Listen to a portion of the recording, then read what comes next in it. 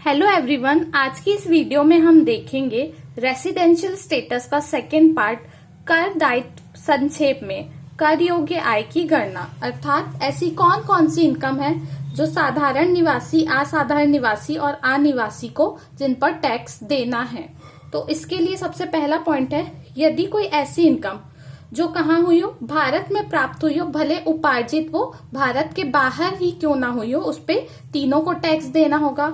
Second point में लिखा है ऐसी इनकम जो उपार्जित भारत में हुई हो, भले प्राप्त कहाँ हुई हो, भारत के बाहर भी क्यों ना हुई हो, उस पे भी तीनों को टैक्स देना होगा। इससे हमको क्या क्लियर हुआ, यदि इनकम प्राप्त भारत में हो रही तो भी तीनों को टैक्स देना है, और उपार्जित भारत में हो रही तो भी तीनों को टैक्स देना है। तीसरा केस क्या हो सकता है कि यदि इनकम जो है आपकी भारत से बाहर आपको प्राप्त हो रही है, उपार्जित भी भारत के बाहर हो रही है, तो ऐसी स्थिति में क्या होगा, ऐसी स्थिति में उसका स्रोत हो सकता है या तो व्यापार, और कैसा व्यापार, यदि वो भारत से नियंत्रित है तो उस पे आप साधारण और असाधारण निवासी से टैक्स लेंगे, और यदि उसका नियंत्रण भारत के बाहर है तो सिर्फ आप साधारण निवासी से उस पर टैक्स ले सकते हैं।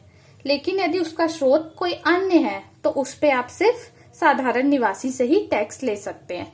ऐसे ही आखिरी पॉइंट में लिखा है कि यदि कोई इनकम आपने भारत के बाहर कमाई, प्राप्त भी वही हुई कुछ पूर्व के वर्षों में, अब आप उसको गत वर्ष यदि भारत में लेके आ रहे हैं तो उस पर आपको टैक्स नहीं देना होगा, चाहे आप साधारण हो, असाधारण हो या अनिवासी हो। चलिए अब हम इस प्रश्न को एक प्रैक्टिकल एग्जाम्पल के थ्रू समझेंगे ताकि हमको कॉन्सेप्ट अच्छे से क्लियर हो सके। आप सभी के सामने ये प्रश्न दिया है, मैं रिक्वेस्ट करूंगी कि आप लोग इसका स्क्रीनशॉट लेकर इसे नोट डाउन कर लीजिए। चलिए अब हम चलते हैं इसके सॉल्यूशन की तरफ। सबसे पहले आपको ऐसे हेडिंग देना है, दीपक की कर योग्य आय की गणना। इसके बाद 3 कॉलम बनाएंगे आप, तीनों स्थिति को दिखाने, साधारण निवासी, असाधारण निवासी और अनिवासी। इसमें पहला पॉइंट क्या दिया है, भारतीय कंपनी से लाभांश।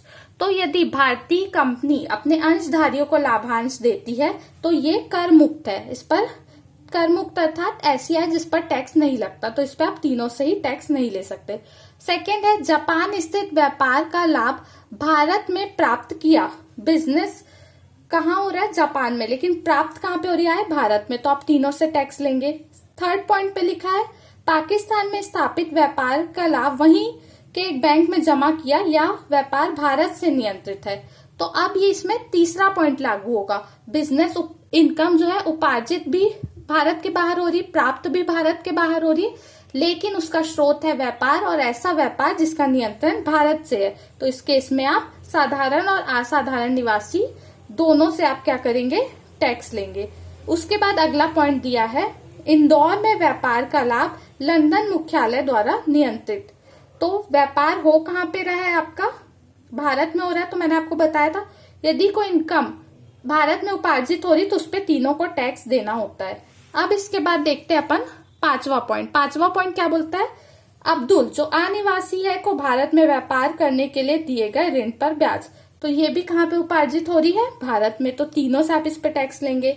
छठवां पॉइंट है, अमेरिका में कमाए तथा वहीं प्राप्त किए परंतु उन्हें भारत लाया गया। ऐसी कोई इनकम जो विदेश में कमाई गई है, प्राप्त भी वहीं हुई है, अब उसका स्रोत तो आपको क्लियर नहीं है तो हम क्या मानेंगे, अन्य है, तो उसका स्रोत यदि अन्य है तो सिर्फ साधारण निवासी से इस पर टैक्स लिया जा सकता है। सातवां पॉइंट है, भारतीय साझेदारी फर्म की आय में हिस्सा, तो ये भी क्या है, कर मुक्त है, इसलिए आप तीनों से टैक्स नहीं ले सकते। आठवां पॉइंट है, भारत स्थित मकान संपत्ति की कर योग्य आय अमेरिका में प्राप्त हुई, तो ये उपार्जित तो कहाँ हुई, भारत में, इसलिए तीनों से टैक्स लिया जाएगा। भारतीय कंपनी के ऋण पत्रों का ब्याज दुबई में प्राप्त किया, अगेन ये उपार्जित कहाँ पे हो रही है, भारत में, तीनों से टैक्स लेंगे। इसके बाद है, अजमेर में कृषि भूमि के विक्रय पर पूंजी लाभ, ये भी कहाँ पे हो रहा है, अजमेर भारत का हिस्सा है, तो भारत में हो रहा है, तो इससे भी आप तीनों पे टैक्स लेंगे। इस प्रकार आपको तीनों का टोटल कर देना है, तो साधारण निवासी को 81,000 देना है, आपका असाधारण निवासी को 73,000 और अनिवासी को 53,000 कर योग्य आय इनकी आई है। Thank you very much.